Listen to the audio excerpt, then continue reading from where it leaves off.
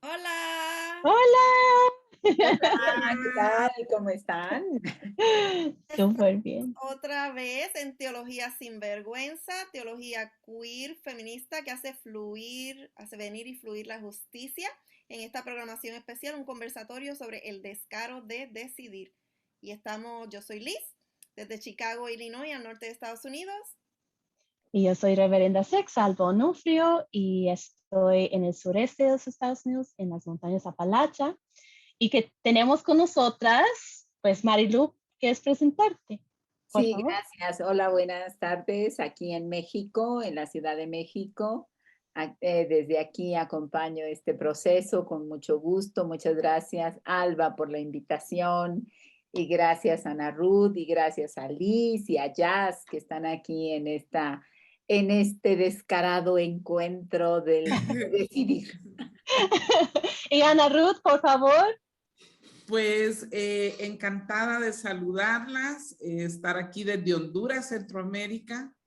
Sinceramente es un honor para mí estar nuevamente con las sinvergüenzas. De hecho, me considero de las sinvergüenzas, de las descaradas. Entonces, encantada de estar con Alba, con Liz y con Marilú Rojas, nuestra maestra. Pues normalmente estamos conversando con una persona y nunca hay suficiente tiempo para hablar de todo. Entonces, en esta ocasión tenemos dos personas muy queridas, unas dos sinvergüenzas de los buenísimas que están por todas partes. Y hoy vamos a hablar, pues, en el marco del Día Internacional de Despenalizar del Aborto, del acceso a aborto seguro, libre, gratis. Pues vamos a hablar de la fe y la maternidad, porque muchos de las feministas estamos luchando por el derecho a decidir, por el derecho a nuestras propias cuerpos y la agencia para tomar decisiones sobre nuestras vidas, pero no muchas veces tenemos la oportunidad de hablar directamente de la parte de fe, de la parte teológica, porque tiene este mito de que si somos cristianas, pues no podemos estar a favor del derecho a decidir. Y pues ustedes son dos referentes para mí, para las sinvergüenzas, para decir que no, no es así. Y que nos puede hablar, cada una va a tener su espacio para hablar un poquito. Cuéntanos de una perspectiva en esta conversación del aborto, de la maternidad libre, por favor, y vamos a tener un tiempecito para cada persona y después vamos a conversar.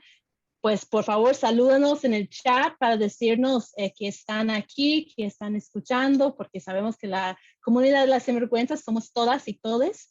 Y pues queremos también agradecer nuestras compañeras de Católicas por el Derecho a Decidir, las ecuménicas por el Derecho a Decidir, porque han estado acompañándonos en todo ese proceso. Entonces, esto es un evento en conjunto que las sinvergüenzas están hablando de este tema tan importante y que tenemos un espacio para hablarlo como más enfocada. Entonces, por favor, Marilu, cuéntanos, porque eres una persona tan maravillosa de escuchar de cualquier tema, pero es en particular, has estado en la lucha por eso por tiempo y tiempo, entonces cuéntanos, por favor, pues, de lo que sea. Muchas gracias, Alba. Bueno, pues quiero decirles que ciertamente en la tradición católico-romana, las mujeres apelamos al derecho a decidir justamente sobre nuestros cuerpos y cuerpas desde el derecho al discernimiento. Es decir, la tradición cristiana, siguiendo la línea ignaciana, justamente ha abogado por la capacidad de decidir de las personas y a esa capacidad de decidir se le ha llamado discernimiento. Y el discernimiento, pues implica siempre un proceso doloroso en la vida de las mujeres que cruza por nuestros cuerpos, sexualidades, maternidades. Pero aquí en lo que yo me quiero centrar esta tarde es en esta idolización o idolatrización que se ha hablado de la maternidad. Y es que como latinoamericanas y caribeñas, sabemos que ese es un tema casi cuasi tabú, ¿no? Porque la maternidad, uff, ¿verdad? La madre latinoamericana y caribeña es siempre la madre, ¿no? Hay todo un ídolo en torno a la maternidad. Y sobre eso quiero conversar hoy, ¿no? Y entonces quiero decir que en una sociedad tan patriarcal como la latina, y especialmente como la mexicana, una no puede entender cómo existe una especie de casi culto a la maternidad o a la madre, y es que uno siempre termina diciendo que es madre solo hay una, pero eso no es real. Ahorita vamos a ver por qué, ¿verdad? Madre no solo es una, sino a mi juicio todo el gran problema del derecho a decidir se enfoca en esta idolatrización de una maternidad asignada. Entonces, y aquí el problema es que a todas las mujeres nos han colocado la idea de que tenemos un chip en el cual a todos nos tienen que gustar los niños y criarlos y quererlos y amarlos. Y si no es así, entonces somos malas mujeres. Y es que fíjense, por ejemplo, en México, el Día de la Madre, de un lado es una celebración casi de adoración por la figura de quien le engendró. Mientras que por otro lado, somos una sociedad feminicida, somos una sociedad bipolar, ¿verdad? Una sociedad hipócrita. Por un lado queremos el fruto del vientre de las mujeres, pero por otro lado las matan, ¿no? Y no solo las matan y las violentan, sino hasta se las comen. Y esta violencia hacia las mujeres, en lugar de disminuir, pues va en aumento, se acrecienta cada vez más. Y entonces aquí la pregunta si esto no es una contradicción, la de una sociedad patriarcalmente hipócrita y descarada, no en el sentido bueno, sino en el sentido de el ejercicio de la violencia que deriva en una especie de neurosis entre el culto y el odio hacia lo femenino. O sea, por un lado hay un culto a la maternidad, pero por otro lado es una sociedad que odia lo femenino, castiga lo femenino, ¿no?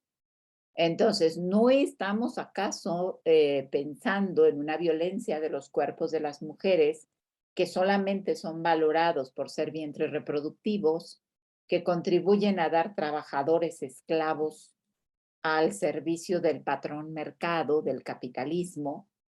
Y entonces esto se convierte en un utilitarismo explotador del cuerpo, no solamente de las mujeres, sino de los hijos que producen estas mujeres. Es decir, esta lógica patriarcal capitalista neoliberal que se alía con la religión para decir que tenemos que dar hijos al sistema es para darle esclavos al sistema, ¿no? Y entonces eso casi nunca se menciona. La imagen, lo que se menciona siempre en esta idolización de la madre en el espacio religioso, justamente tiene que ver con la imagen de la madre que permea en una sociedad donde la paternidad es irresponsable y donde la paternidad irresponsable además es justificada. La ausencia de los hombres de la tarea de los cuidados ha sido casi naturalizada. La negligencia de los padres en la manutención de los hijos se torna en un común denominador. Y todo esto no pasa por la visión crítica de la sociedad a la hora de celebrar el Día de la Madre o de apelar a que todas las mujeres tenemos que ser madres y si no lo somos, somos malas, ¿verdad? Hay un esencialismo en esta idea de una realidad casi natural, la naturalización de esto, y esta naturalización es una violencia, ¿no? Entonces tenemos que deconstruir el concepto de maternidad, ¿verdad? La maternidad no es una asignación de género, no es que yo nací mujer y ya tengo que ser madre a fuerza. No es verdad que todas las mujeres nacemos con ese chip. Ese chip no existe. No hay un instinto maternal. El instinto maternal es un mito patriarcal que ejerce de sistema de control hacia los cuerpos imaginarios y subjetividades de las mujeres. Porque la maternidad durante mucho tiempo, o la preñez, como la queramos llamar, fue utilizada como arma de control por parte de los hombres para que las mujeres se mantuvieran ocupadas y no tuvieran tiempo para pensar en sí mismas. Porque al ejercer la reflexión sobre su situación de oprimidas por una maternidad asignada, no estarían tan contentas de vivir así. Y entonces, por eso la idea de mantenerlas ocupadas de controlar su cuerpo, su sexualidad y su tiempo de reflexión. Es decir, para que no decidieran, para que no ejercieran el discernimiento. Y aquí lo que estamos diciendo es que el derecho a decidir, el derecho a pensar y a tomar una decisión sobre si quiero o no ser madre, si quiero o no tener un hijo, entra por una categoría teológica que se llama el discernimiento. Y es un derecho al que las mujeres católicas apelamos. ¿Y por qué es un derecho? Porque habemos mujeres muy felices de no ser madres y otras más que para nada les hubiera llamado la atención el cuidado de los niños. Y eso no significa que no seamos mujeres o que seamos malas, porque desde la crítica del esencialismo de género vemos que la maternidad es una función, una elección y no algo para lo que nacemos. La maternidad es un aprendizaje que se nos instala a las mujeres desde que somos pequeñas, desde los juegos de la infancia, ¿verdad? Cuando nos destinan a las niñas los mandatos de género de una cultura patriarcal para que aprenda a cuidar, entonces le ponen una muñeca en sus manos, sus funciones en la sociedad patriarcal, machista y violenta va a ser esa, ¿no? Una forma de sometimiento. Entonces, el tan solo hecho de parir no implica la función materna, ¿verdad? Porque yo puedo parir hijos y no necesariamente ejercer una maternidad. Existen distintas formas de maternidad. La maternidad lésbica, la maternidad homosexual, la maternidad subrogada, los vientres de alquiler, las madres solteras, las madres adoptivas, las madres de crianza, las no madres, ¿verdad? Y entonces con ello lo que quiero afirmar es que no hay un modelo de ser madre, ni la maternidad es un mandato. Y es con la crianza que algunas mujeres entran al ejercicio de la maternidad. Y esta tiene como ámbito la vida cotidiana, ¿no? Es ahí donde aprendemos y donde se nos asigna, pero no es un asunto natural. Quiero traer a colación el pensamiento de Marcela Lagarde, cuando ella dice que la maternidad es uno de los hechos de la reproducción sociocultural y que se sitúa en las relaciones sociales, es decir, en la sociedad y en el Estado, o en cualquier forma de estructura jurídico-política y en la cultura. La maternidad es el conjunto de hechos de reproducción social y cultural, por medio del cual las mujeres crean y cuidan, generan y revitalizan de manera personal y directa, permanente durante toda la vida a otros, en su sobrevivencia cotidiana y en la muerte. Pero también Marcela dice que a veces es el ejercicio de cuidado excesivo que hacemos las mujeres, que cuidamos a las personas a que están a nuestro alrededor, que se consideran capaces de cuidarse a sí mismas, ¿no? Y entonces a veces estamos cuidando a gente que no necesita ser cuidada. Ejercemos una maternidad, diríamos, obligada.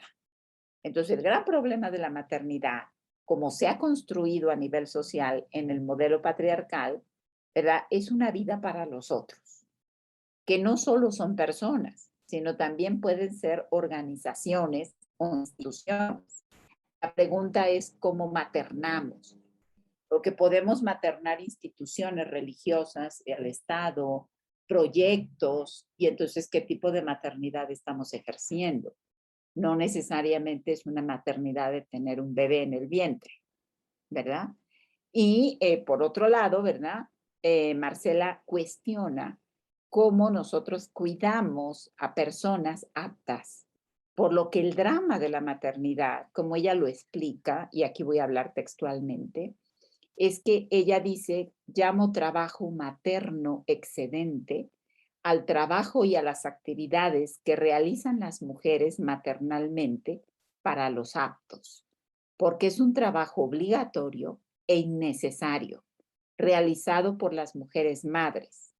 Los cuidados a los aptos se hacen a quienes actúan como si estuvieran impedidos. Las madres hacen por ellos cosas tabuadas.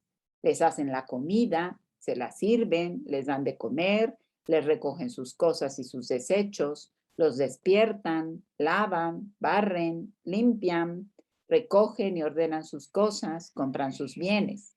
Las mujeres hacen todo eso como madres y mucho más, como si estos estuvieran impedidos.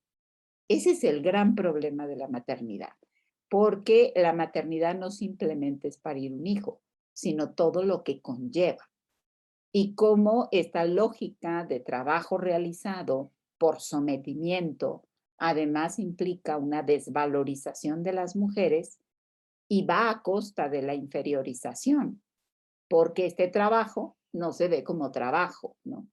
Y entonces encima las maternidades son víctimas de abuso sexual en muchos casos, ¿no? Y a mí me gustaría terminar un poco esta primera parte de reflexión yendo a la persona de Jesús de Nazaret y su relación con María. Y es que es muy claro que en el Evangelio Jesús no esencializa a María como madre. Es más, nunca la llama madre. Todos los evangelios se refiere a ella como mujer. Y mujer, ¿dónde estás? Y mujer, ¿por qué te metes conmigo? Y mujer, ahí está tu hijo. Y mujer, y mujer. Todo el evangelio, los 4 evangelios, en ninguno de los evangelios Jesús la llama madre. Y esto es de llamar la atención, porque entonces descubrimos justamente, la pregunta es ¿por qué? Y descubrimos desde una teología feminista cómo Jesús rompe los esquemas patriarcales de su sociedad y de su cultura, de tal suerte que al referirse a María con el término mujer, justamente rompe con esos roles, ¿verdad? Donde en la sociedad judía el papel de las mujeres era como madres, esposas, hijas. Eran para la sociedad judía valoradas por su función reproductiva, como hoy, ¿verdad? Los grupos neofundamentalistas están recolocando la idea de que las mujeres somos valiosas solo por la reproducción, para darle hijos al patriarcado, ¿no? Y por eso es que el patriarcado se indigna tanto porque no puede explotar nuestros cuerpos.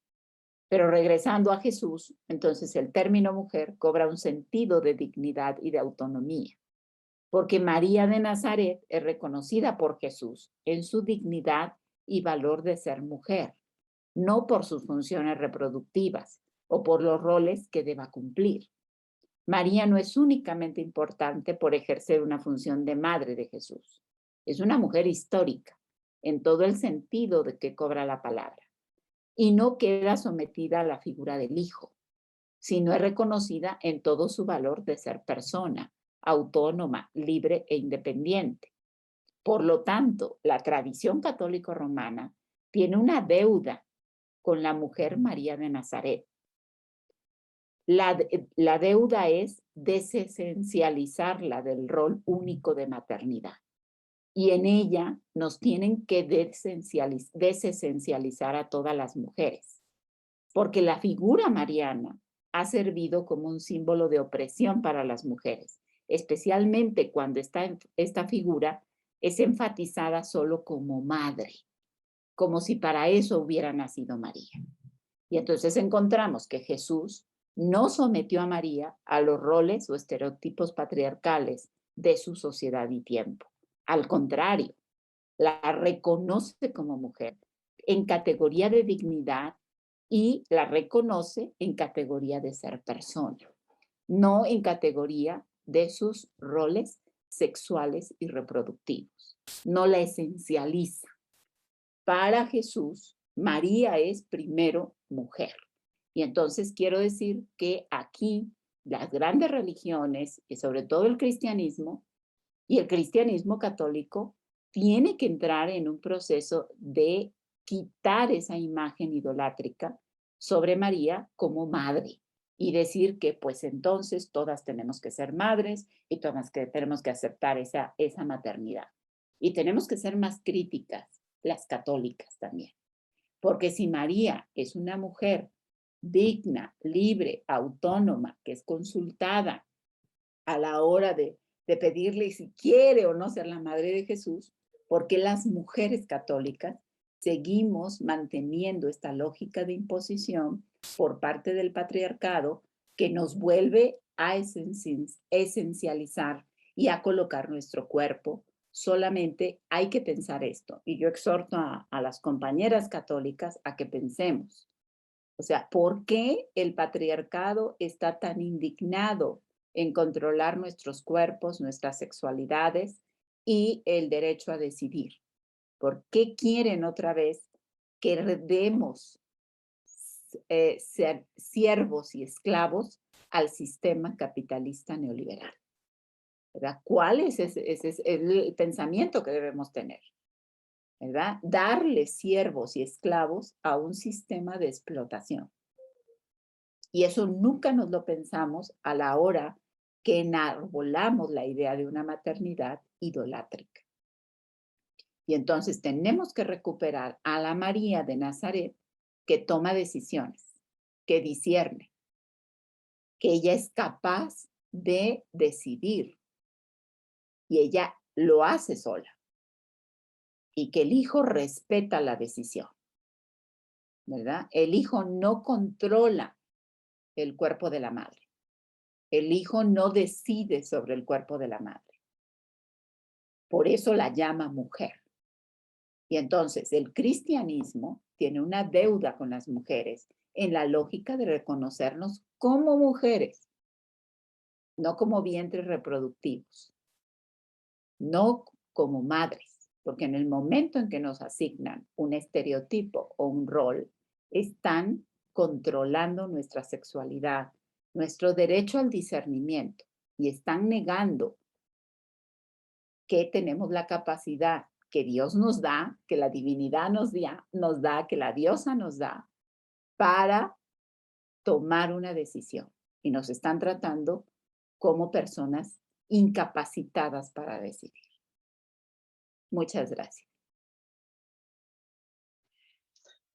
Marilu, tantas cosas que hay que hablar, de discutir y todo, pues vamos a dar una pausa para Ana Ruth compartir, pero quería mencionar, incluso hoy mismo subimos en la plataforma de Soulforce un recurso teológico que está basado en una conversación con Ana Ruth acerca de María sí decidió, como esa forma de discernir que está conectado con la Biblia y mostrando los pasos de María de informar y recibir la información y tomar la decisión. Entonces, conecta tan cercana a lo que acaba de salir pasado en esta comunidad de las sinvergüenzas. Pero quiero pasarlo a Liz, pero primeramente quería decir, esta idea me llega tan profundo porque a veces nos preguntan, pero ¿qué ustedes están enfocados en lo queer? ¿Qué tiene que ver ese derecho a decidir con los cuerpos queer, con las personas queer? Ustedes ni pueden tener hijos, bla, bla, bla, bla,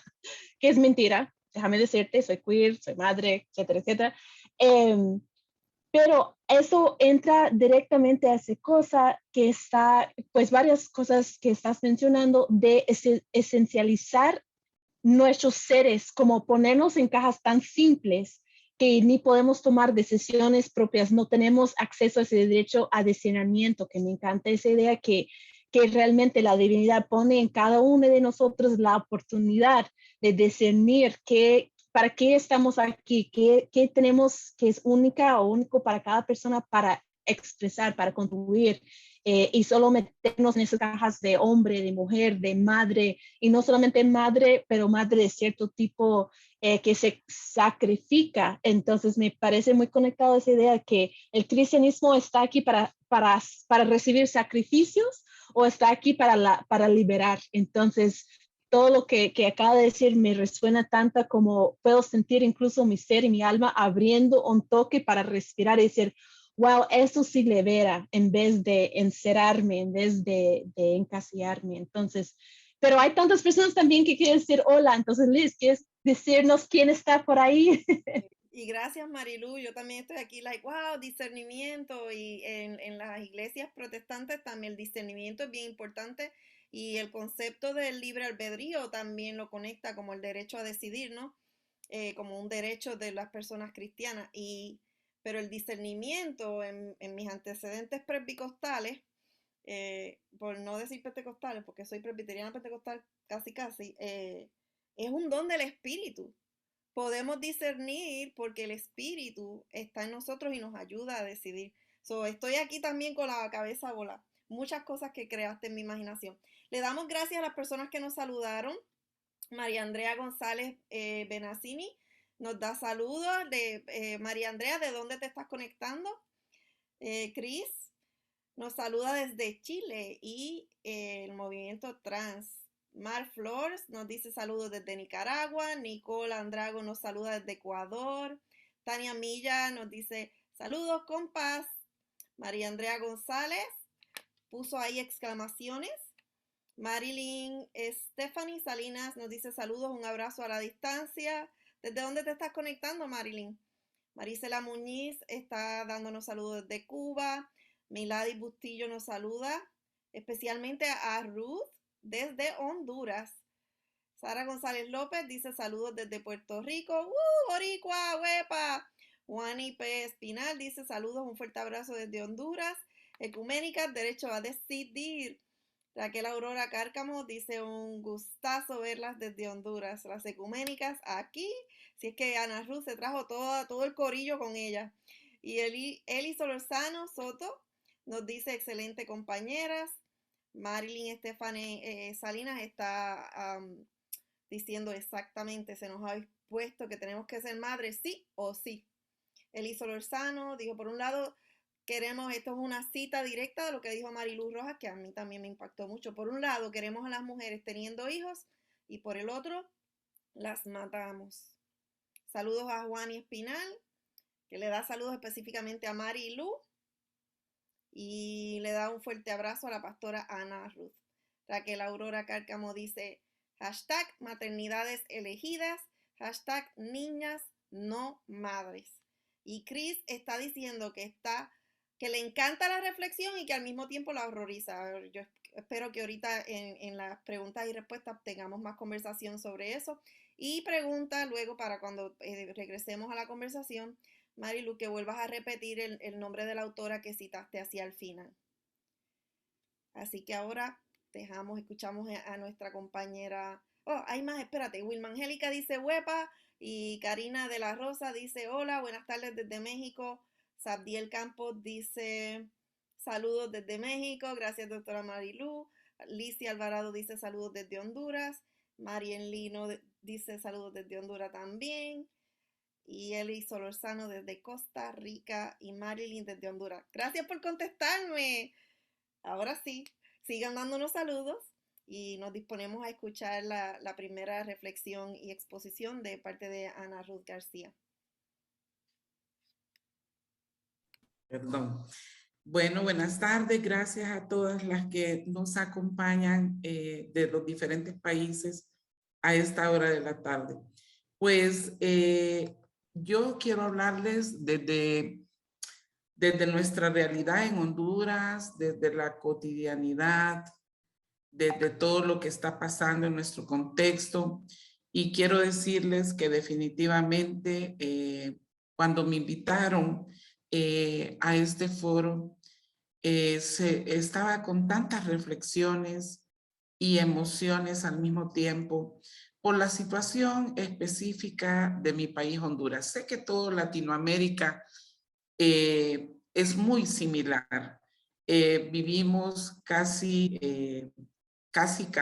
no igual, pero casi contextos muy similares. Las maternidades impuestas en Honduras y el aborto desde la fe y las diferentes espiritualidades nos ha colocado a las ecuménicas en puntos muy confrontativos desde nuestra fe. Ahora, pues lo manejamos mucho mejor. Al inicio, pues sí, era difícil para nosotras, ¿verdad? Pero definitivamente la formación es muy importante. Toda la contribución que las teólogas feministas hacen y colaboran con nosotras es muy importante. Y por otro lado, pues debemos de abordar nuestro contexto actual que enfrentan las mujeres en Honduras de una manera preocupante y triste. En Honduras, en la última estadística que tenemos del año 2019, y esto para poner en contexto a todas las que nos están escuchando, en Honduras solo en el 2019 hubieron casi 900 niñas de 10 a 13 años obligadas por el Estado a una maternidad impuesta, a llevar todo el embarazo hasta el final. Algunas murieron en el intento, en este proceso doloroso. La mayoría, todas, fueron víctimas de abuso sexual. Y es triste para nosotras enfocarnos en nuestras realidades, pero eso es lo que sucede. Como decía Marilu, por un lado nos quieren obligar a ser madres y por otro nos asesinan de una u otra forma. Porque obligar a niñas de 10, menores de edad de 10 a 18 años a enfrentar un embarazo que no lo buscaron y que no lo desearon, y que fue precisamente producto de un abuso sexual, es terrible, compañeras y hermanas, amigas que nos escuchan. Sin embargo, según CLADEN, en Latinoamérica, y así lo dice la psicología también, no es lo mismo ser madre en una edad de 10 a 13 años que ser madre en una edad de 17 a 18 años. Definitivamente. Abordar este contexto de Honduras como creyentes, como defensoras de derechos sexuales y reproductivos, ante los avances y arremetidas de los fundamentalismos religiosos y conservadurismo, como políticas para sostener el patriarcado, como un sistema opresor hacia las mujeres, y el neoliberalismo como sistema y política deshumanizante, plantear y poner la teología feminista como una única alternativa en contrapeso de la lucha a las mujeres de fe. Y definitivamente este es un llamado urgente a todas las mujeres de fe, porque en Honduras se interpreta la Biblia y los llamados textos sagrados de forma literal, mientras que la teología feminista aporta la crítica, el análisis, aporta la relectura bíblica liberadora, aporta vida a las mujeres de fe y de diferentes espiritualidades.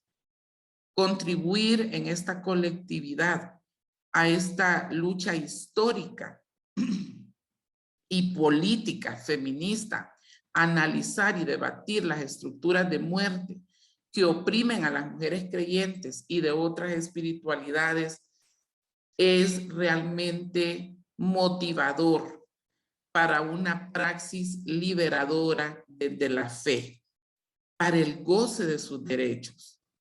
Sabemos que desde la época colonial, históricamente el colonizador esclavizó, asesinó a la población indígena, pero también violó y asesinó a las mujeres, acompañado del despojo y saqueo de nuestras riquezas minerales, implantando la cruz y la Biblia mediante la violencia, utilizando una falsa moral, imponiendo dogmas de fe. Ya el colonizador aquí no vino a descubrir absolutamente nada. Ya nuestros pueblos originarios tenían sus propias espiritualidades y sus propias maneras de existir y de vivir. En similitud a lo que hoy sucede, no ha cambiado mucho nada. Los conservadurismos y fundamentalismos religiosos en estos momentos en Honduras es un circo, porque estamos en un periodo preelectoral. En noviembre nos enfrentamos a nuevas elecciones electorales. Y la única candidata mujer en estos momentos que firmó un acuerdo político con las organizaciones feministas y las organizaciones de mujeres y que decidió respetar los derechos de las mujeres y llevar como agenda a su gobierno estos derechos, está siendo atacada y embestida increíblemente por los jerarcas religiosos. Es una campaña en las homilías todos los domingos en Honduras, de parte del cardenal de la Iglesia Católica y de los diferentes pastores de las iglesias que están llamando desde sus púlpitos a no votar por esta candidata mujer por el simple hecho de reconocer los derechos históricos que a las mujeres el patriarcado nos ha quitado. Pero también considerando que Honduras es un país que el 95% de la población es sumamente religioso, que se reconoce como católico y evangélico. Esto es realmente tremendo. Es una violencia institucional, una violencia eclesial, religiosa, una violencia de Estado hacia las mujeres. En enero del presente año 2021, los tomadores de decisiones del Congreso Nacional, del gobierno de turno, que sabemos que es un gobierno de facto, que hace 12 años, pues precisamente dieron un golpe de Estado y asumieron el poder, aliados con partidos minoritarios, partidos llamados de maletín, crearon una ley escudo, elevando un artículo de la penalización del aborto, que en Honduras está totalmente penalizado con penas hasta máximas de 10 años. Y ya estaba en el Código Penal vigente. Pero lo que hicieron estas personas, estos tomadores de decisiones, en conjunto con líderes eclesiales, fue precisamente elevar este artículo a la Constitución de la República. Lo convirtieron en un artículo pétreo. Esto es mucho más grave para las mujeres hondureñas y es preocupante para toda la región centroamericana, porque Centroamérica es la región mucho más conservadora y mucho más religiosa que las demás religiones. No minimizando las problemáticas de toda Latinoamérica, pero efectivamente Honduras es el único país en todo el continente americano donde no existe la prohibición de la PAE, la pastilla anticonceptiva de emergencia para casos de violación, para casos cuando a la mujer se le olvidó su pastilla anticonceptiva, para casos, o sea, en el protocolo de atención a víctimas. El protocolo de atención a víctimas en Honduras no existe. En todo el continente americano, todos los países tienen sus protocolos. Aquí en Honduras no, porque la confraternidad evangélica, aliados con la Iglesia Católica, se opusieron después del golpe de Estado que esta pastilla se vendía libremente como una pastilla de emergencia para estos casos específicos, se vendía y se distribuía libremente en el país. Después del golpe de Estado fue prohibida. Actualmente no se puede, dice la ley que no se puede ni promover, ni vender, ni tan siquiera promocionar. O sea que en estos momentos yo podría ser criminalizada por estar hablando de este tema. Entonces, ¿qué sucede? En este enero del 2021, estos tomadores de decisión crearon esta ley escudo, colocando lo que ya estaba penalizado y convirtiéndolo a un artículo pétreo, violando la soberanía popular.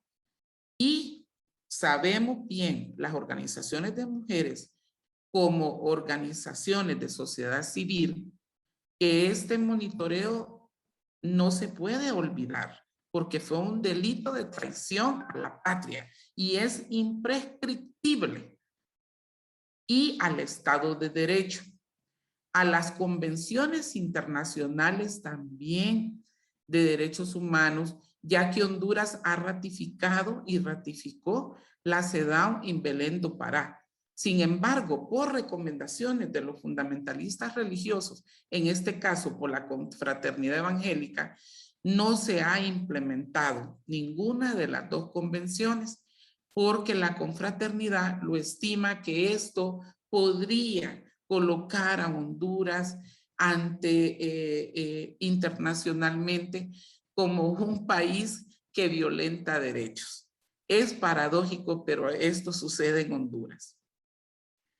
Los discursos y acciones de los fundamentalistas religiosos y conservadores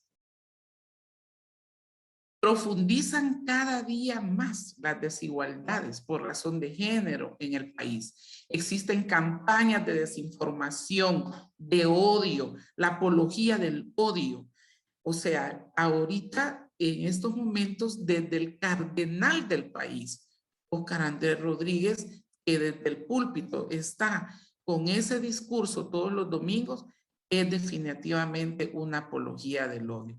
El presidente de la República que dirige este régimen dictatorial también en un discurso público el día de la independencia, que es la dependencia mejor llamada, el día de la dependencia de este país, en un acto público ante todos sus medios fácticos, pronunció en su discurso principal también un discurso de odio. Es lamentable y preocupante para este país que los fundamentalistas religiosos realizan prédicas hoy en día basándose en interpretaciones literales de la Biblia, promoviendo las teologías de las emociones, de la conciencia mágica, de la prosperidad, de los pactos económicos y teologías sobre todo basadas en dogmas de fe, prejuicios y estigmas que impactan profundamente en la vida de las mujeres y niñas de este país, llevándolas al desconocimiento o negación de sus derechos y una falsa religiosidad. De esta forma, estas teologías violentan las capacidades cognitivas de las mujeres y las niñas de fe, provocándoles una nula comprensión sobre la subordinación que ejercen sobre su vida el sistema patriarcal y religioso, normalizando y naturalizando así todas las violencias ejercidas sobre sus vidas e impuestas como la plena y absoluta voluntad de Dios. Por lo tanto, Ecuménicas por el Derecho a Decidir, desde nuestra posición política y teológica, impulsamos el derecho a decidir de las mujeres sobre su propio cuerpo y desde su propia vida, retomando el ejemplo de María, como ya lo mencionó la doctora Marilú Rojas y lo mencionó también la reverenda Alba Honorio. La Madre de Jesús, cuando tuvo la oportunidad de ser consultada por el ángel Gabriel, ella tuvo la libertad, la autonomía libre e informada de decir, no, no puedo, lo siento, en estos momentos no estoy preparada o en estos momentos simplemente no quiero, no es el llamado de que yo sea madre, no quiero serlo, no quiero tener hijos, etcétera, etcétera. Ella pudo decidir eso.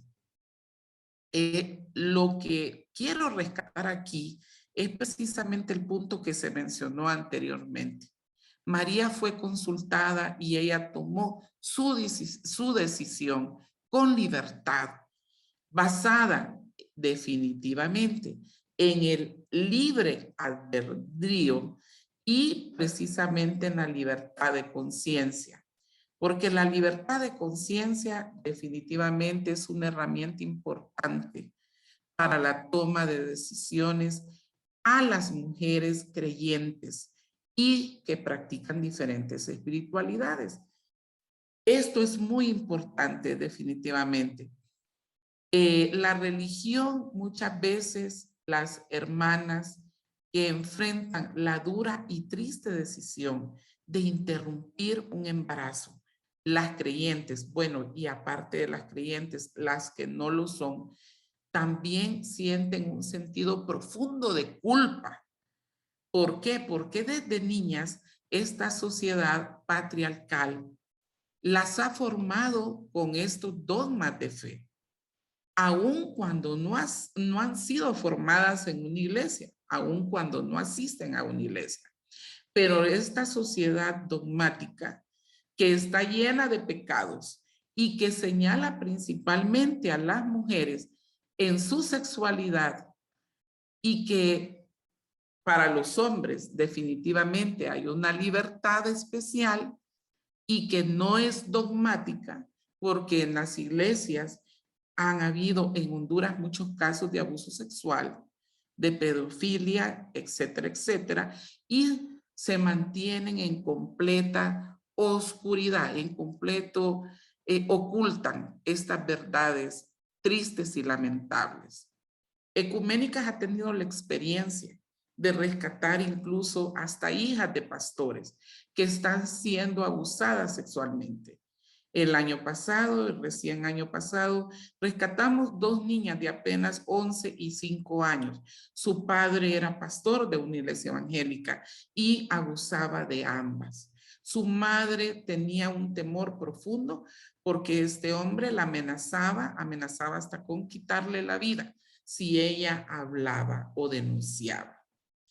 Afortunadamente, pues, la denuncia llegó, no por el medio de la madre, porque estaba muy atemorizada, pero sí por nuestras aliadas, maestras, docentes, que nos alertaron de esta situación, ya que en la escuela pudieron sentir y ver que estas niñas estaban siendo abusadas por sus comportamientos. La culpabilidad, la condena, es lo que enfrentan muchas mujeres que han abortado y que en la actualidad toman esta triste decisión porque no quieren ser madres, porque no están preparadas para hacerlo, porque han sido víctimas de abuso. Honduras es uno de los países en segundo lugar con la tasa más alta de embarazos en adolescentes y niñas, y Honduras también es uno de los países tristemente donde más violadores sexuales hay. En segundo lugar de Latinoamérica, según la CEPAL.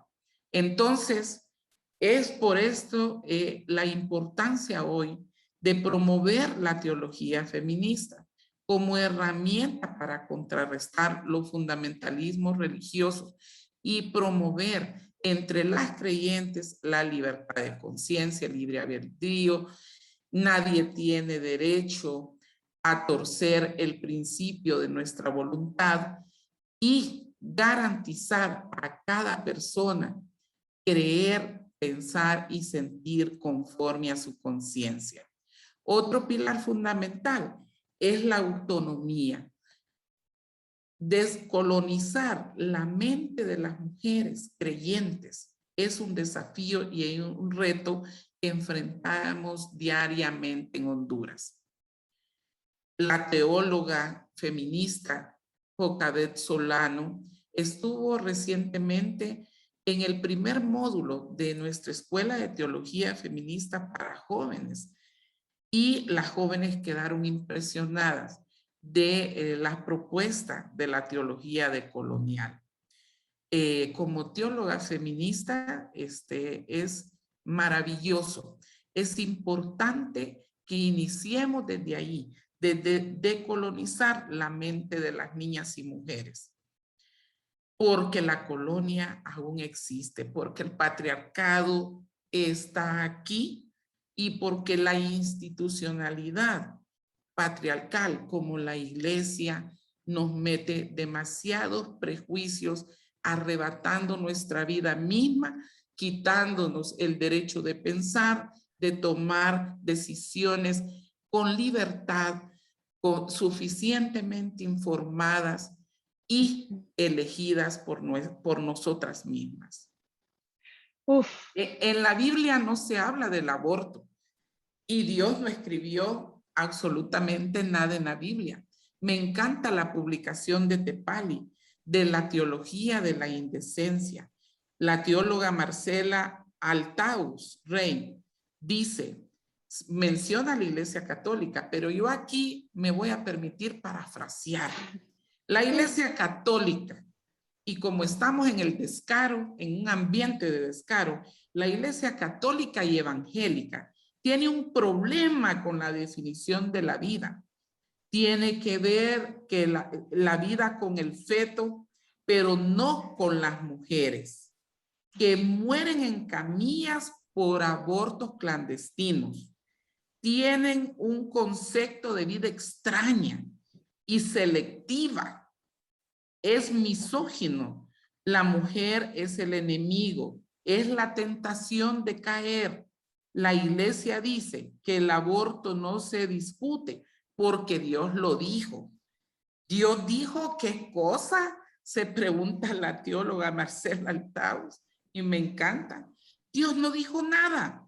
El debate del aborto no le incumbe a la iglesia, tiene que darse en la esfera de los derechos humanos, de la salud pública, de la justicia de género y de la justicia social. Nos enfrentamos a un gran reto: promover la equidad, la igualdad en toda la integridad de la vida, aperturada a las desconstrucciones y construcciones. Por esto desde Ecuménicas promovemos la liberación de la opresión histórica, de los embarazos y maternidades impuestas contra los cuerpos sexuados de las mujeres y contra la opresión histórica que el patriarcado ejercido desde los púlpitos no hacen más que evocar, invocar y provocar nuestras resistencias desde la fe y la espiritualidad. Hemos experimentado el mensaje liberador que propone la teología feminista, basada en la relectura bíblica, liberadora y rescatando a la Rúa. Bueno, aquí me quedo y disculpas, pero esta es nuestra experiencia, nuestra cotidianidad, lo que enfrentamos las mujeres en Centroamérica y en Honduras es algo muy desafiante. Por eso no nos queda otro camino más que la teología feminista, que nos libera y descoloniza nuestras mentes y nuestros cuerpos. Ya gracias. Ya una vez secuestrados por la iglesia. Gracias.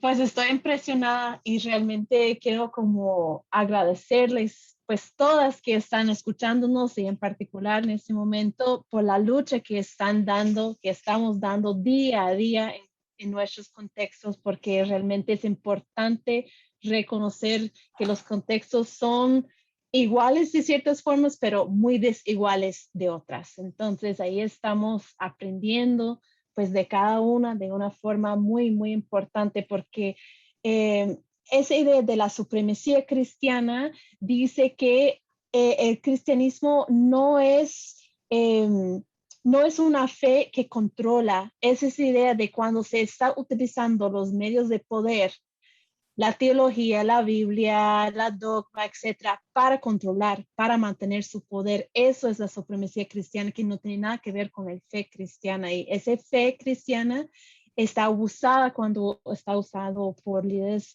religiosas.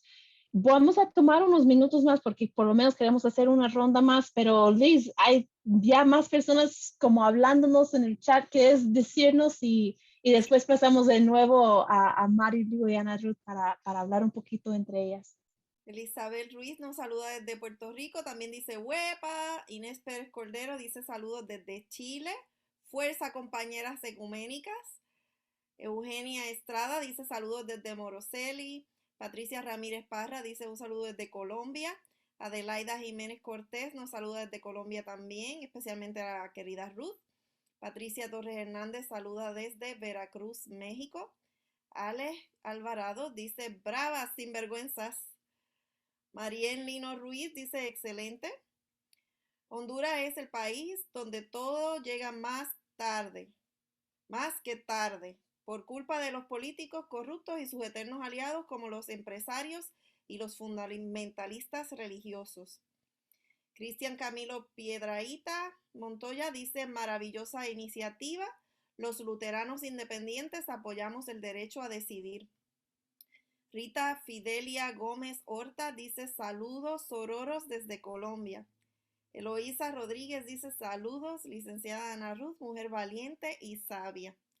Este énfasis que han tenido Marilú y Ana Ruth en el derecho de decidir de María, la Madre de Jesús, para aquellas personas que pueden estar diciendo que esta teología feminista es una cosa nueva, el énfasis de esa historia en la decisión informada que tomó María ya lo había hecho una monja franciscana en los años 1400 que llegó a ser abadesa y hoy es la conocemos como la madre ¿cómo se llama esta? Madre Juana de la Cruz. Madre Juana de la Cruz. En los 1400 ella cuenta la historia el día de la anunciación y cuenta cómo en el cielo estaba Dios Padre, Dios Hijo, Dios Espíritu Santo esperando a ver que ella le contestaba al ángel y todos desesperados a ver si ella decidía que sí y que no. Y Jesús loco por ir a meterse allí dentro de la barriguita de ella, pero no podía hasta que ella no diera su consentimiento. Una monja franciscana dentro de la Iglesia Católica Romana, y ese sermón fue un sermón que ella predicó en éxtasis, fue cotejado por la Santa Inquisición y aprobado, no fue censurado. Esta idea ya la Iglesia Católica en algún momento lo había aprobado, que se les olvida y hacen alianzas, como decía la compañera que escribió en el chat, y se nos olvida, y lo que comentaba la compañera Alba, que hacemos otras alianzas y se nos olvida lo que es la fe verdadera. Ok, entonces momento, Marilu, cuéntenos un poquito después, Ana Ruth, si quieres, vamos a hacerlo al revés, entiendo que es al revés, pero Marilu, porque fuiste primera, tú puedes responder a Ana Ruth y después Ana Ruth puedes responder a Marilu. Muchas gracias, Alba, y muchas gracias, Ana Ruth, por ponernos muy claramente el contexto de lo que está pasando en Honduras. Bueno, yo quiero abonar un poco sobre los pactos patriarcales, ¿no? Que a mí me parece que ahora todo el sistema religioso, hay una autora que se llama Claudia von Herfol, y ella dice que el patriarcado tiene una boda, un amaciato entre el cristianismo y el capitalismo. Y este pacto, este matrimonio que ha hecho el capitalismo con el cristianismo patriarcal, tienen una relación, ella dice es una relación de amor entre este patriarcado capitalista y cristianismo, y su fruto es la violencia. Y entonces el comentario de Ana Ruth me lleva a reflexionar cómo lo que se está haciendo es un pacto fundado en la defensa del abuso y de la violencia, ¿no? Donde los cuerpos pactados obviamente son nuestros cuerpos, ¿no? Los cuerpos de las mujeres, de las niñas, de las diversidades sexuales. Y en este sentido que colocabas, Ana Ruth, justamente del colonialismo, el neocolonialismo justamente se basa en esos principios del racismo, el sexismo y el elitismo, ¿no? Y en la colonización de los cuerpos territorio. Pero solamente decir que tenemos que ponernos los lentes justamente de la crítica para descubrir cómo están imbrincados estos pactos patriarcales que se asientan en una defensa del abuso, porque todos estos discursos que se están generando desde los púlpitos, desde las catedrales, desde los pastores, etcétera, son discursos de defender el derecho a abusar de los cuerpos de las mujeres. y una cuestión falocrática, ¿verdad? Porque estamos hablando de la imagen del falo, del pene, de lo que llamaba Lacan la falocracia, el gobierno de los penes, el gobierno de los hombres que por tener un falo creen tener el derecho de abusar y de violentar. Y entonces esto hay que decirlo para desenmascarar la idea de que están defendiendo la vida. No se está defendiendo la vida. Lo que se está defendiendo es el derecho a abusar y a violar, ¿verdad? Ese es el derecho que están apegándose los sistemas patriarcales. Y por otro lado, entonces, las mujeres de fe, porque estamos hablando de mujeres de fe, tenemos que descararnos para decir que tenemos el derecho a discernir. El derecho al discernimiento nos lo da el ser poseedoras de la Ruaj. Todos los cuerpos de la creación somos poseedoras de la Ruaj, del espíritu, de la espíritu de Dios, de diosa, de la divinidad. Todas tenemos la sabiduría y no solamente lo tienen los líderes religiosos. Toda la creación, todos nuestros cuerpos tienen esta sabiduría que es capaz de pensar, de sentir, porque el discernimiento no es solamente un ejercicio de reflexión, sino también de emoción. Por eso se habla de las mociones del espíritu, de la Ruaj, de la Sofía, ¿verdad? Que cruzan por nuestro cuerpo, por nuestro erotismo, por el deseo, y que entonces nos llevan a tomar una decisión. Y me parece que estamos en tiempos de apelar justamente al discernimiento feminista. Y el discernimiento feminista no es una cuestión emocional o puramente racional, sino es un ejercicio de ambas, de un sentipensar que nos lleva a tomar decisiones. Y quiero también comentar que el ejercicio del discernimiento a lo feminista nos lleva a quitar la culpa. El gran problema de la culpa es que nos fue instalada. Nos fue instalada desde fuera por un sistema patriarcal. Y entonces, al ser instalada, no pasa por el discernimiento. Cuando nosotras discernimos, ¿verdad? A la luz de ese espíritu de la Ruaj, tomamos una decisión, no hay manera de sentirnos culpables. Porque la culpabilidad se asienta cuando no pasamos por el ejercicio del discernimiento. Cuando nos asumimos todo el discurso de malas mujeres, de mujeres perversas, de mujeres asesinas, que es un discurso muy violento. Es un discurso, como bien decía Ruth, de odio, ¿no? Entonces, a ver, y cuando tú cuestionas, a ver, ¿por qué me llamas mala? Entonces, el hombre que abusa, que violenta, que mata, el feminicida, ese no pasa por esa categoría. El que abusa de niñas, el pederasta, el pedófilo, no pasa por la categoría de la culpa. Y uno se tendría que preguntar, ¿por qué entonces el pederasta, el feminicida, el violador, no pasa por la categoría de la culpa? Porque la culpa es una estructura que se instaló en el imaginario inconsciente de las mujeres y se instaló con un fin. Así como se instala un chip, un microchip para localizar a alguien, pues también se nos instala ese microchip de la culpa para controlarnos, para discapacitarnos al discernimiento. Eso es un poco lo que querría decir, ¿no? Entonces, el acompañamiento que estamos llevando, yo estoy acompañando aquí por parte de Católicas del Derecho a Decidir en México, una red de acompañamiento que hacemos a personas que han tomado la decisión de abortar por las diversas causas. Entonces, me sorprende mucho cómo la culpa es la que lleva el común denominador, ¿no? Y entonces cuando exhortamos a las compañeras, a las personas que acompañamos, a discernir, la culpa se desinstala, porque estamos haciendo un ejercicio de reflexión, de interiorización, y estamos haciendo un ejercicio también de conectar con las emociones. Y entonces entra esta conexión también con la ruaj, la capacidad de tomar decisiones que la divinidad nos dio a todos los seres, ¿verdad? Y entonces desde allí contrarrestamos la culpa.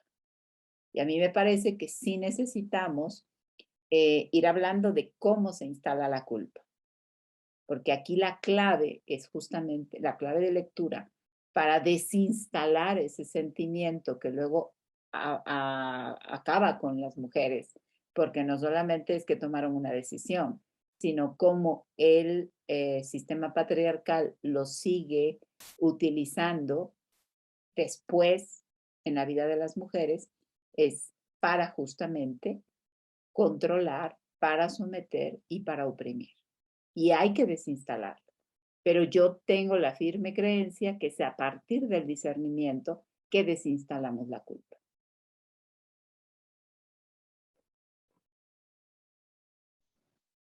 Wow, impactante. Sí, cómo instala la culpa y cómo lo desinstalamos. Es trabajo de toda la vida para muchas de nosotras. Definitivamente. Pero qué importante el discernimiento. ¿Qué opinas, Ana Ruth?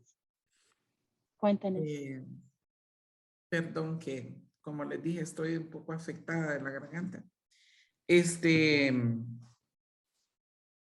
realmente lo que dice nuestra hermana, doctora Marilu Rojas, es impresionante. Primero, lo del discernimiento. Deme un segundo. Pues mientras tanto, Liz, puedes saludar porque sigue llegando nuestras compas por todas partes y regresamos a ti, Ana Ruth. Katia Isabel Castro Flores dice, nos merecemos un abrazo apretado por nuestra constancia y resiliencia en la defensa y promoción de los derechos sexuales y reproductivos. Y lo puso con comillitas como que es una cita. Karina de la Rosa dice también con comillitas, el cuerpo, creo que estos son para mí las comillitas, el cuerpo de las mujeres es de las mujeres, no de la moral patriarcal. Eloísa Rodríguez nos dice saludos desde Honduras. Celia Vázquez nos saluda desde México. Karina de la Rosa nos dice el cuerpo de las mujeres es de las mujeres, no es de la moral patriarcal. María de Lourdes Hernández Salinas nos invita a una marcha que habrá el 3 de octubre en distintos estados, desde distintos estados de la República Mexicana, llamada por la mujer y por la vida. Patricia Torres Hernández nos dice además la culpa no solo controla, también deshumaniza y acaba con la vida de las mujeres. Sergio Centeno saluda a Huepa, una forma de decir que es boricua. Hola, Sergio.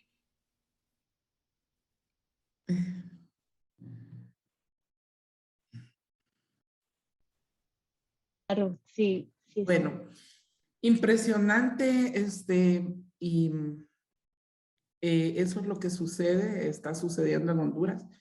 Así mismo como lo analiza la doctora Marilu Rojas, efectivamente, la cuestión de la apología del odio le da a estos jerarcas, o sea, no es que les da, ellos lo asumen, el derecho efectivamente de abusar y violar. Y en este sentido, la Iglesia Católica Lorena Carnal habla de un entronque patriarcal. Cuando habla de cómo que ya existía un patriarcado antes de la colonia entre los mismos caciques indígenas y luego vino el colonizador e instaló su propio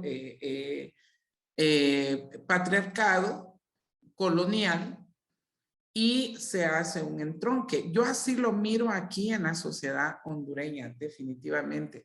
Hay un entronque patriarcal entre las iglesias y sostener el régimen dictatorial que nos gobierna, porque la iglesia es parte de los poderes fácticos, lamentablemente, ¿verdad? Se utiliza, es un instrumento clave para la dominación de los pueblos, pero aparte de esto, precisamente para perpetuar el sistema patriarcal contra las mujeres y contra las niñas. Definitivamente esto es así. El discernimiento exacto. Lo que dice la doctora Marilú en cuanto al acompañamiento, no es fácil acompañar a las mujeres que deciden abortar precisamente por ese sentimiento de culpa. O sea, ¿cómo nos implantaron ese chip? ¿De a dónde viene ese chip, Marilú? Creo que ese chip viene, no sé, pero pienso yo que también tiene que ver mucho con la colonia, porque antes de esos, las indígenas abortaban también y no pasaba nada, sin ninguna culpabilidad, pero apenas vino la colonia con su Biblia, con su cruz y con sus dogmas y con sus pecados, entonces instalaron eso definitivamente en la mente de las mujeres, en la conciencia de las mujeres. Esa es una lucha que tienen las mujeres que enfrentan la decisión de interrumpir un embarazo. Sin embargo, pues por medio de la fe y la espiritualidad, hay unas que más bien encuentran paz, encuentran alivio, encuentran sanidad, encuentran, o sea, ahí todo depende de las diferentes concepciones que tenga la mujer en su espiritualidad o en su forma de concebir sus creencias religiosas. Eso depende mucho de eso, porque como les digo, hay unas que más bien encuentran una paz espiritual y tienen una decisión muy firme, ¿verdad? De interrumpir sin ninguna culpa y mirando ese Dios que se nos ha colocado como un Dios machista, como un Dios hombre, como un Dios castigador, maltratador, violento. Al contrario, ahí es el rescate de la rúa definitivamente, de esa diosa que nos transmite ese amor, esa piedad, esa misericordia, como decimos las mujeres, las cristianas, nosotras las ecuménicas, las cristianas no apedreamos mujeres, las defendemos, pero también tenemos otra frase muy linda que acabamos de construir y es: las ecuménicas no juzgamos, apoyamos, contrarrestando fundamentalismos religiosos por una vida libre de violencias. O sea, no nos toca ni somos nosotras, ni el patriarcado tiene ese derecho de acusar, de condenar, de hablarles a las mujeres del infierno, que, bueno, no existe ese mentado infierno. Y en fin, o sea, las mujeres tienen y deben tener la libertad de decidir cuando ellas estén completamente informadas, cuando se sientan libres y sin ninguna condena y culpa y sin ningún entronque patriarcal que les robe sus cuerpos como territorios. Gracias, Ruth. Mira, yo quiero decir una palabrita sobre lo que has colocado, la pregunta de dónde viene la culpa. Sí. Y entonces, mira, mire, yo creo que es una hipótesis que yo tengo. Sí. Es verdad que viene con la colonia, con la llegada del cristianismo, con su Biblia y con su interpretación del pecado. Pero también las mujeres judías abortaban, ¿verdad? Y entonces, y el aborto está datado en los textos bíblicos y no tenían una culpa por eso, ¿no? Lo salvaban rápidamente diciendo, era una cuestión de pactos patriarcales también allí. Si un hombre hace que golpea a una mujer y la hace perder el fruto, entonces pues el otro le va a dar una vaca y ya, se acabó el asunto, no hay culpa. Sí. Entonces, ¿de dónde nos viene la culpa? ¿Verdad? Y me parece a mí que hay una cuestión de culpa con la descarada Eva, ¿no?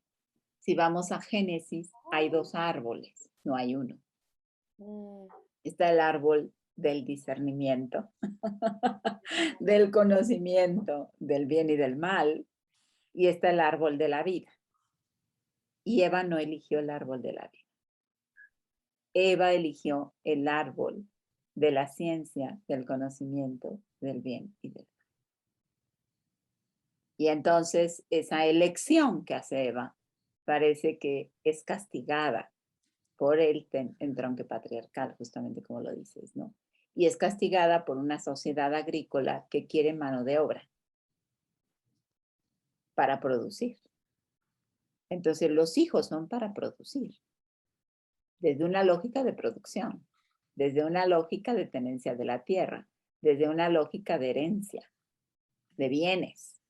Todavía no estamos en el capitalismo, pero ya se está pensando la cosa así, ¿no? Y entonces a mí me encanta mucho cuando analizamos Génesis y vemos que Eva no eligió la vida, no eligió el árbol de la vida, eligió el árbol de la ciencia del bien y del mal, eligió pensar, ¿verdad? Y yo supongo que si la elección la hubiera tomado Adán, él hubiera elegido vivir siempre. Porque el gran miedo de los patriarcas es morir. ¿No? El gran miedo de los hombres es perecer. En el caso de las mujeres no, porque estamos siempre en contacto con los fluidos, con la sangre, con la menstruación, ¿verdad? Con la muerte, con la vida. Estamos constantemente, ¿no? Entonces ella elige pensar, ella elige decidir, ella elige discernir, ¿verdad? Y entonces ahí hay una interpretación de este texto donde se culpabiliza a Eva por no elegir la vida, por no elegir un tipo de vida. Ahora, ¿qué vida es esa, no? Hay que ver, ¿verdad? Y entonces es lo mismo que está pasando ahora, que nos están culpabilizando porque vamos a decir sí a la vida. Tienen aquí en México un lema, ¿no? Sí a la vida, pero ¿qué tipo de vida? Una vida de violencia, una vida de abuso sexual, una vida de dominación, una vida de frustración, una vida de miseria. Entonces no es una simple viva la vida, ¿no? Sino qué tipo de vida. Y yo me preguntaría qué tipo de vida están pensando estos patriarcas que están haciendo los pactos patriarcales para las mujeres. Gracias, Marilu, y gracias, Ana Ruth, en apoyo a la idea de que en los pueblos originarios no tenían ese sentimiento de culpa. Hay un libro sobre predicación latina que lo escribieron 2 autores de apellido Davis y el otro de apellido Pressmanes, que habla sobre los indígenas como no tenían ese concepto del pecado. Exacto. Los colonizadores tuvieron que primero enseñarle lo que era pecado para que después le tuviera sentido su religión y su propia espiritualidad, porque de otra forma no le hacía sentido. Hay esos compañeros apoyando tu idea también como material histórico. Quiero dar esta última ronda de saludos para hacer una aclaración bien grande porque leí algo al revés. Primero, Patricia Ramírez Parra nos dice un abrazo feminista en defensa de nuestros cuerpos territorios. Y la compañera Patricia Ramírez también dice, nos instalaron la culpa desde antes de nacer. Es necesario liberarnos de la culpa judeo-cristiana para lograr la autonomía. Y María de Lourdes Hernández Salinas dice, y aclaro, me disculpo por haber leído lo que no era, que ella no nos está invitando a esa marcha, por el contrario, lo que está es diciéndonos que los moralinos de las jerarquías están llamando a la defensa de la, entre comillas, vida para gritar no al aborto. En la diócesis, el obispo de Cuernavaca amenazó de excomunión a las diputadas, a les diputados locales si votan a favor del derecho al aborto gratuito y seguro, lo que me hace pensar que el infierno como nos los han vendido no existe, pero esta mal llamada vida que ustedes han descrito es aquí ahora un infierno para estas personas que necesitan la legalización de su derecho a decidir y el ser criminalizadas de por sí es vivir en un infierno. Entonces había una compañera que nos había preguntado, le había preguntado a Marilu que repitiera el nombre de la autora, y la autora que Marilu estaba citando se llama Marcela Lagarde y de los Ríos, del libro Los cautiverios de las mujeres, madres esposas, monjas putas, presas y locas. Ese justo es, ese justo es. Y Beth Trujillo dice, felicidades hermana Ruth, nuestro derecho a vivir sin violencia.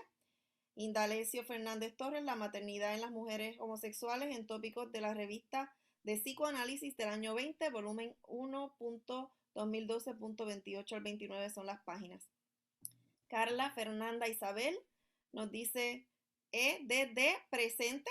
María Isabel Martínez Rocha dice, Silvia Federici sostiene que el capital requiere de los vientres de las mujeres para que reproduzca mucha mano de obra.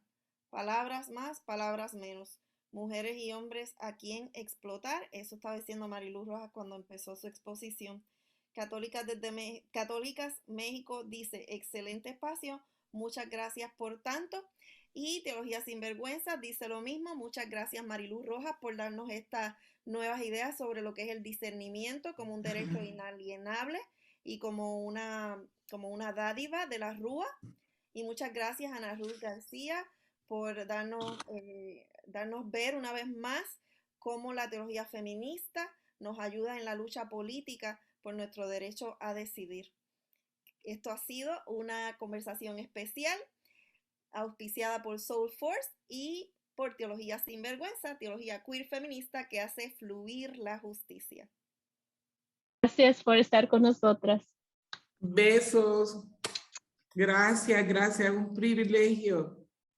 Muchas gracias a todas y a todos. Chao, chao. Abrazos.